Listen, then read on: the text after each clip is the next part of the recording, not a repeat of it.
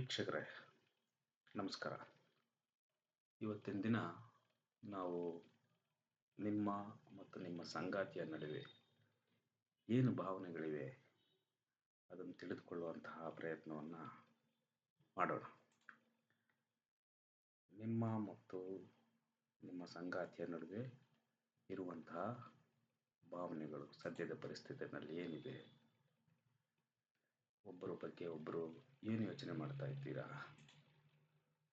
ಮುಖ್ಯವಾಗಿ ಅವರು ನಿಮ್ಮ ಬಗ್ಗೆ ಏನು ಯೋಚನೆ ಮಾಡ್ತಾ ಇದ್ದಾರೆ ಅದನ್ನು ತಿಳಿದುಕೊಳ್ಳುವಂತಹ ಪ್ರಯತ್ನವನ್ನು ಮಾಡೋಣ. ಶಫಲನ್ನು ಮಾಡ್ತಾ ಇದ್ದೀನಿ. ನೀವು ನಿಮ್ಮ ಸಂಗಾತಿಯ ಹೆಸರನ್ನು ನೆನಪಿಸ್ಕೊಳ್ಳಿ. ರೀಡಿಂಗಿಗೆ ಕನೆಕ್ಟ್ ಆಗೋದಕ್ಕೆ ಟ್ರೈ ಮಾಡಿ.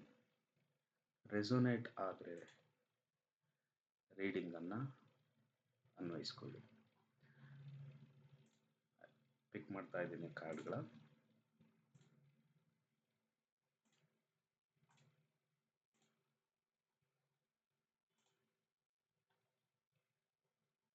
ನಿಮಗೆ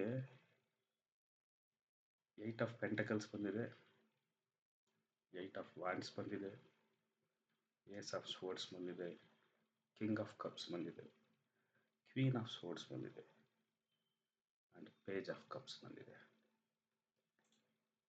ಒಂದೊಂದೇ ಕಾರ್ಡ್ಗಳನ್ನ ನೋಡ್ತಾ ಹೋಗೋಣ. ಮೊದಲನೇದಾಗಿ, ನಿಮ್ಮ ಸಂಗಾತಿ ನಿಮ್ಮ ಸಂಬಂಧವನ್ನು ಭದ್ರಗೊಳಿಸಬೇಕು, ಸ್ಟೆಬಿಲಿಟಿ ಕೊಡಬೇಕು ಅನ್ನೋದಕ್ಕೆ ತುಂಬ ಶ್ರಮ ಪಡ್ತಾ ಇದ್ದಾರೆ. ನಮ್ಮ ಜೀವನ ಹಾಗಿರಬೇಕು, ಹೀಗಿರಬೇಕು.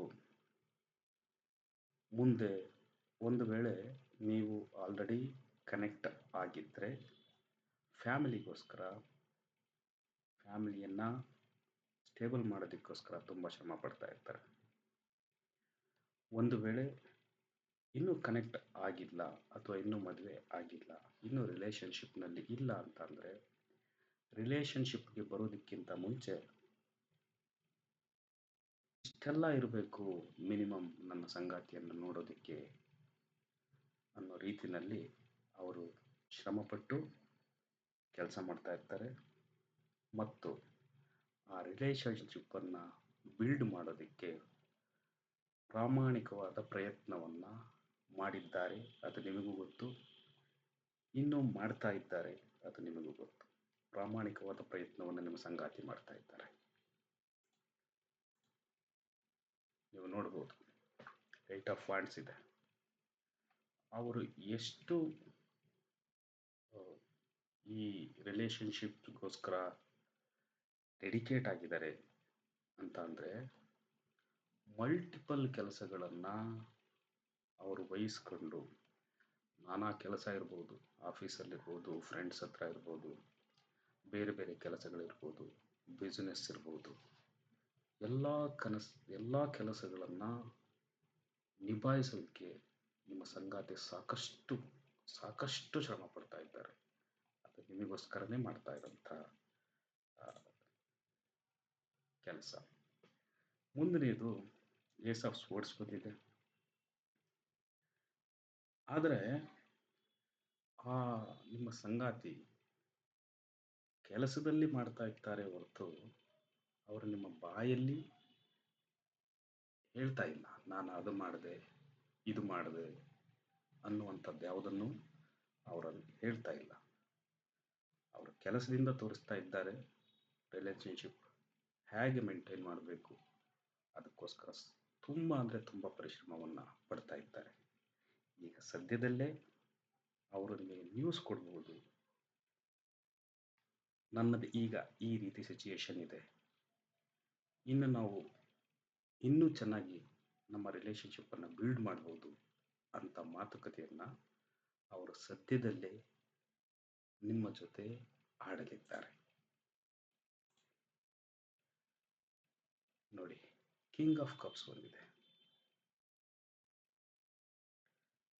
ನಿಮ್ಮ ಬಗ್ಗೆ ಇರುವಂತಹ ಏನು ಫೀಲಿಂಗ್ ಇದೆ, ಆ ಫೀಲಿಂಗನ್ನು ಹೆಚ್ಚಿನದಾಗಿ ಎದೆಯೊಳಗಡೆ ಇಟ್ಟುಕೊಂಡು ನಿಮ್ಮ ಬಗ್ಗೆ ಪ್ರಾಮಾಣಿಕವಾಗಿ, ನಿಸ್ವಾರ್ಥವಾಗಿ, ಒಂದು ಕಾನ್ಫಿಡೆಂಟ್ ಆಗಿ, ನಿಮ್ಮ ಪ್ರೇಮಕ್ಕಾಗಿ ಅವರು ಕಾಯ್ತಾ ಇದ್ದಾರೆ.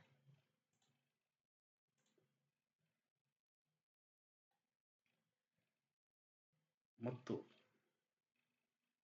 ಕ್ವೀನ್ ಆಫ್ ಸೋರ್ಡ್ಸ್ ಬಂದಿದೆ. ಅವರು ಮಾತನ್ನ ಶುರು ಮಾಡಬೇಕು, ಮಾತು ಆಡಿಬಿಟ್ಟು ನಿಮ್ಮ ಜೊತೆ ಒಂದು ಸಂಪರ್ಕವನ್ನು ಸಾಧಿಸಿ, ನಿಮ್ಮ ಜೊತೆ ಒಂದು ಸೌಹಾರ್ದಯುತವಾದಂತಹ ಮಾತುಕತೆಗಳಾಗಿ, ಈ ಥರದ ಒಂದು ಸ್ಟೇಬಲ್ ಕಮ್ಯುನಿಕೇಶನ್ ನಿಮ್ಮಿಬ್ಬರ ನಡುವೆ ನಡೆಯುತ್ತದೆ. ಪೇಜ್ ಆಫ್ ಕಪ್ಸ್ ಬಂದಿದೆ. ಅವರಿಗೆ ಇನ್ನೂ ನಿಮ್ಮ ಮೇಲೆ ಪ್ರೇಮ ಹೆಚ್ಚಿದೆ. ಅವರು ಎದುರು ನೋಡ್ತಾ ಇದ್ದಾರೆ, ನಿಮ್ಮ ಭಾವನೆಗಳು ನನ್ನ ಬಗ್ಗೆ ಏನು ಅಂತ. ನಿಮ್ಮ ಭಾವನೆಗಳು ನಿಮ್ಮ ಸಂಗಾತಿಗೆ ನೀವು ತಿಳಿಸ್ಬೇಕಾಗತ್ತೆ. ಅದನ್ನು ಅವರು ಎದುರು ನೋಡ್ತಾ ಇದ್ದಾರೆ. ಸೊ ಈಗ ಸೀಕ್ವೆನ್ಸಲ್ಲಿ ಬರೋಣ ಅಂತ ಅಂದರೆ, ಮೊದಲನೇದಾಗಿ ಸಂಬಂಧಕ್ಕಾಗಿ ಅತ್ಯಂತ ಶ್ರಮಪಟ್ಟು ಅವರು ಕೆಲಸ ಮಾಡ್ತಾ ಇದ್ದಾರೆ ಪ್ರಾಮಾಣಿಕವಾಗಿ. ಅವರಿಗೆ ನಾನಾ ಕೆಲಸಗಳಿವೆ. ಆ ನಾನಾ ಕೆಲಸಗಳ ಮಧ್ಯೆನೂ ಕೂಡ ಅವರ ಸಂಬಂಧವನ್ನು ಬಿಲ್ಡ್ ಮಾಡೋದಕ್ಕೋಸ್ಕರ ಹೆಚ್ಚಿನ ಸಮಯ ಪ್ರಾಮಾಣಿಕವಾಗಿ ಅವರು ಪ್ರಯತ್ನ ಪಡ್ತಾ ಇದ್ದಾರೆ. ಅವರು ಅದನ್ನು ನಿಮ್ಮಲ್ಲಿ ಮಾತಿನಲ್ಲಿ ನಾನು ಯಾಕೆ ಈ ರೀತಿ ಬಿಹೇವ್ ಮಾಡ್ತಾ ಇದ್ದೇನೆ, ಯಾಕೆ ತುಂಬ ಸಮಯ ನಾನು ಕೊಡೋದಕ್ಕಾಗೋದಿಲ್ಲ ಅಂತ ಅನ್ನೋದನ್ನು ಅವರು ನಿಮಗೆ ಎಕ್ಸ್ಪ್ರೆಸ್ ಮಾಡಲಿದ್ದಾರೆ.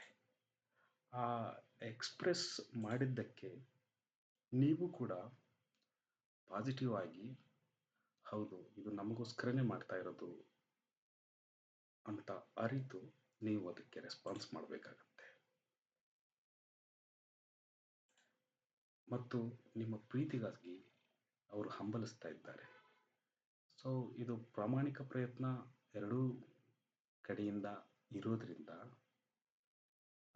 ಸದ್ಯದಲ್ಲೇ ನಿಮ್ಮ ಲೈಫ್, ನಿಮ್ಮ ಸಂಬಂಧ ಗಟ್ಟಿಗೊಳ್ಳಲಿದೆ.